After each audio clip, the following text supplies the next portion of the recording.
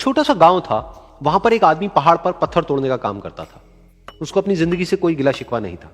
पूरा दिन वो काम करता, मेहनत करता, दिन के एंड में जो थोड़ा बहुत पैसा मिलता वो जा करके अपने परिवार के साथ में थोड़ा सा टाइम स्पेंड करता और चैन से सो जाता। तो एक दिन रोज की तरह वो अपना काम खत्म करके अपने घर की तरफ जा रहा था, तो रास्ते में चलते चलते उसके मन में ख्याल आया कि ये भी कोई जिंदगी है कि सुबह से शाम तक मैं पत्थर तोड़ने का काम करता हूं और एंड में मेरे को थोड़े से पैसे मिलते हैं, जिसमें मुश्किल से मेरा और मेरे परिवार का गुजारा हो पाता है। काश कुछ ऐसा हो जाए कि कहीं से मुझे कोई ऐसी शक्ति मिल जाए कि जो भी मैं चाहता हूं वो सच हो जाए। वो अपने घर पर गया, उसने खाना खाया, लेकिन उसका ध्यान खाने की तरफ नहीं था। उसके दिमाग में यही ख्याल चल रहा था। उसके बाद में वो यही सोचते सोचते सो गया। फिर नींद आने के कुछ देर बाद उसको एक सपना आया।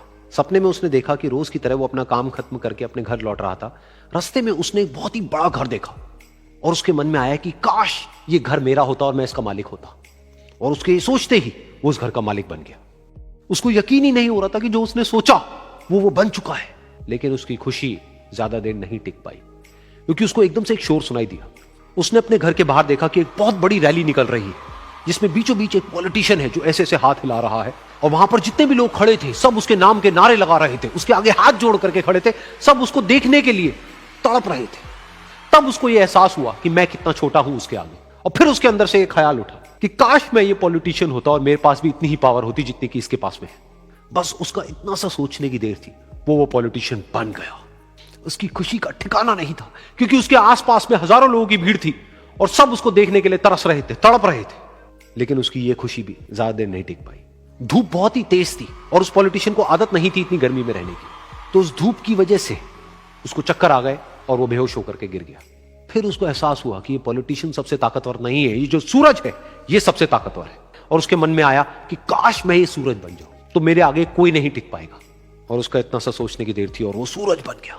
और वो खुशी से पागल हो गया, क्योंकि पूरी दुनिया को वो ही रोशन कर रहा था और पूरी दुनिया में ऐसा कोई नहीं था जो कि उसकी रोशनी को रोक सके।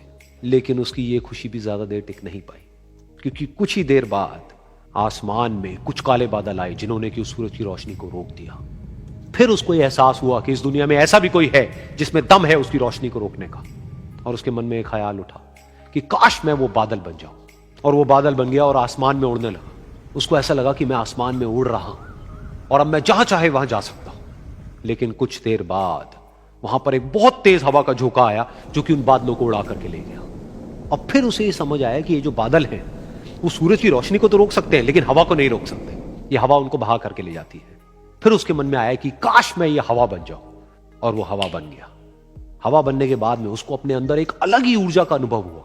वो चाहे तो आराम से बहता और चाहे तो आंधी बन करके, तूफान बन करके, जिसको भी चाहे उड़ा करके ले जाता। उसको ये विश्वास होने ही लगा था कि इस दुनिया में सबसे ज्यादा शक्तिशाली मैं हूं। लेकिन तभी उसके सामने आया एक पहाड़।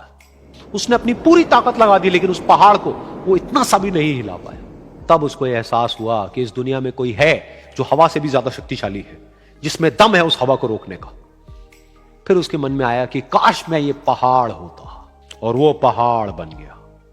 लेकिन हर बार की तरह इस बार भी उसकी खुशी ज्यादा देर तक नहीं टिक पाई। उसको एक जानी पहचानी सी आवाज सुनाई दी और साथ ही साथ उसको दर्द होने लगा, जैसे कि कोई है जो उसको तोड़ रहा है, उसको मार रहा है।